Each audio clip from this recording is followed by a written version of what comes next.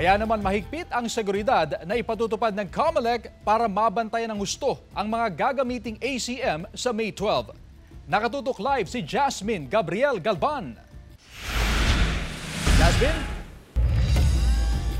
Chris, nakahanda na ang COMELEC sa final testing and sealing na nakaschedule sa May 6. Mula sa warehouse, dinala na sa Astrodome ang mga gagamitin na automated counting machine sa eleksyon sa Dagupan City. Pasado alas 8 kaninang umaga nang dalhin sa Astrodome ang nasa 163 na ACM na dideliver sa iba't ibang voting center sa syudad sa May 5. Tiniyak ng COMELEC ang mahigpit na seguridad sa mga ACM. Bukod sa mga nakabantay na pulis, may mga naka-install din na CCTV sa lugar.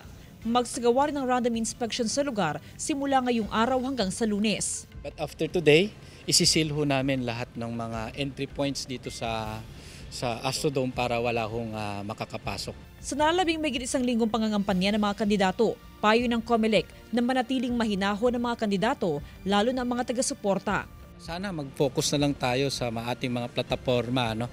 So iwasan ho yung negative campaigning kasi dito naman nagsisimula yung mga iringan.